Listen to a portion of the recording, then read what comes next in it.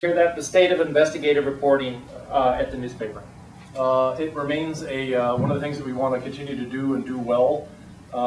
We have a terrific crew of editors who, my predecessor Jim O'Shea, the organizational structure had sort of been spread out amongst a number of departments. He consolidated them all under one of our top investigative guy, Mark DeWasson, and we have investigative crews in Washington, D.C., Metro, and then some other spots around the building.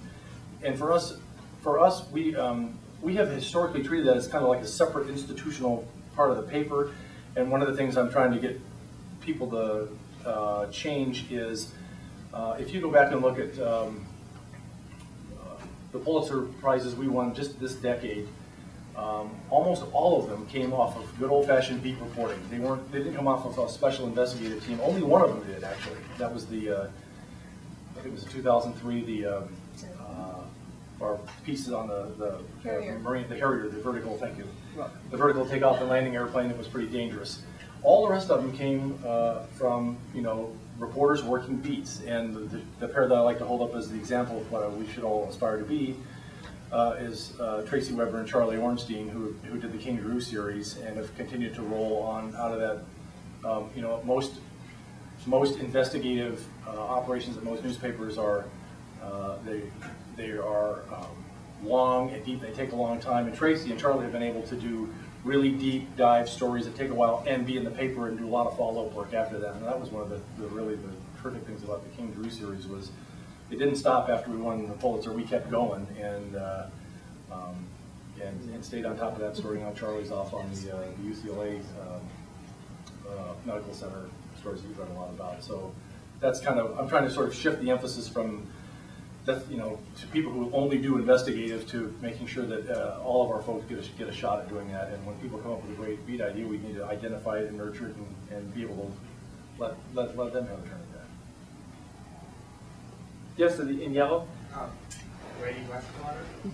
Local coverage. I would want to know how specifically are you planning on fixing that, but first let me give you the problems I'm seeing with it. In the last 6 months, there's been a dramatic decline in the quality and the accuracy of coverage in the LA Times in Los Angeles. They're seeing stories really badly edited, major factual errors that are not caught. There was one paragraph, I found 8 factual errors, but they only would correct 1, but I didn't even bother discussing the other 7. We have one of the new hires who's handling a couple of stories that are virtually fiction, but no one at the edit knows enough about LA to recognize when fiction is being handed in as facts. How do you propose to fix this? Well, you acknowledge it before you say Yeah, it. you have to acknowledge it. I I will acknowledge that we are human beings pulling off the daily miracle, and that is not a perfect process by any stretch of the imagination. And we certainly have had, in one particular instance, a doozy of a mistake that we owned up to immediately. Again, the staff that I inherited, we have pulled out of a lot of areas of coverage that geographically, the Valley, Orange County, we have pulled out of, but we had diminished, great. When I left the Orange County Bureau in 1998, there were 170 people down there, and we have in the newsroom now less than 20. And so we need to spread out geographically. And our new Metro editor, David Lauder, we've reestablished a presence in the Valley. We are reestablishing a presence in South Central.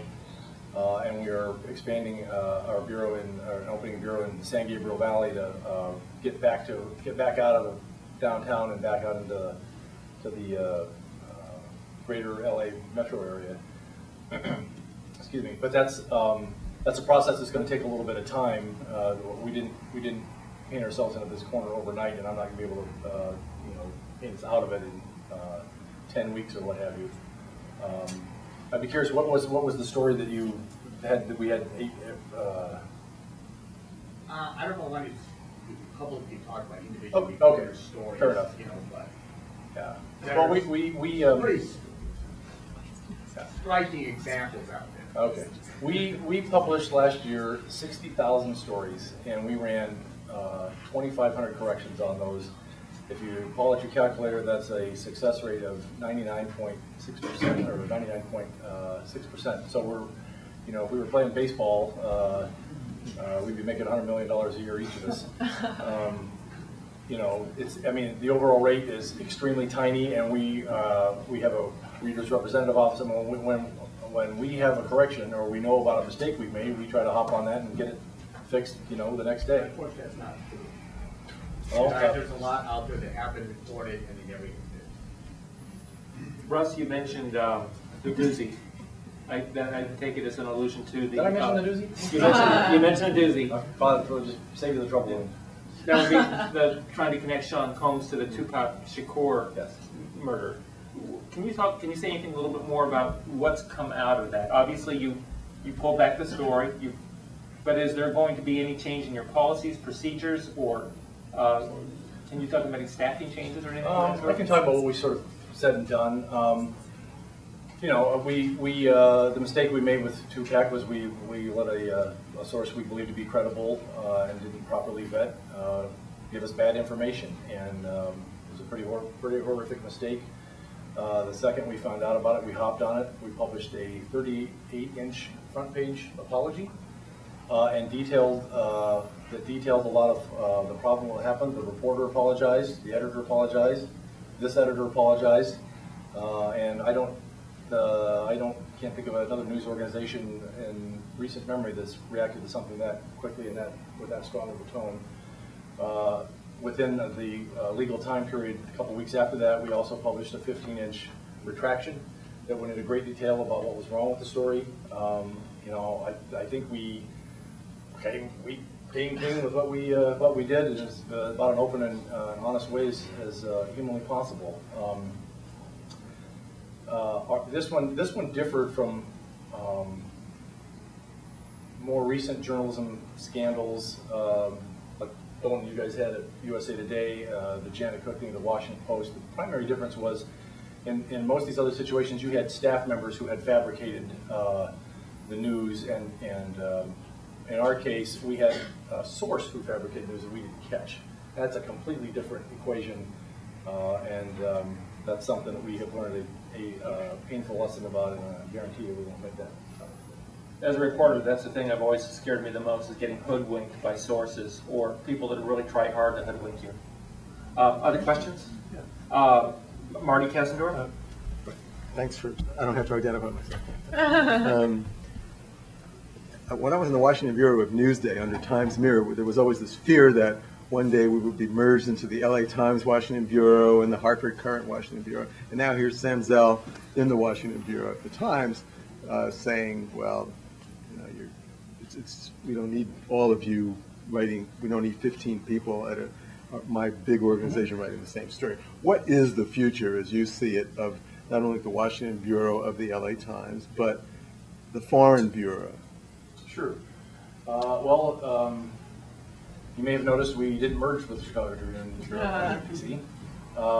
We, both myself and my counterpart at the Tribune, Amory Lipinski, convinced Sam and his folks that that wasn't a good idea, but we responded to their request for, there was some overlap in the coverage areas, and we responded to their request by reconfiguring the Bureau there to meet that, and we did it in a way we have not yet lost one of our stars in the Bureau, including the two gentlemen who run it, Doyle McManus and Tom McCarthy, who are among the best editors in Washington, D.C. So I'm very happy with how that turned out. As our excuse me, in terms of our foreign operation, we have very little overlap with the Tribune, and almost all of the other Tribune newspapers folded their foreign bureau networks. And that was by design. We were set up to be the feeder for most of those folks. So Baltimore, I don't know if Newsday's got any left, but Baltimore and Hartford closed bureaus, and so we are now used as the feeder for that. That isn't an expensive part of our operation, and we are one of only 3 papers, I believe, in the country that's still in Baghdad, and that's a really expensive operation. How you ever in Baghdad? Yeah, but we ain't pulling out of there. So we're having to.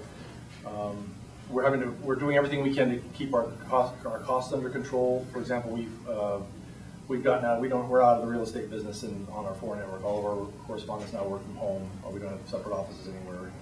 We've taken as much out of that right now as humanly possible, and we're hoping to Sam is a globetrotting businessman. He's more often not in the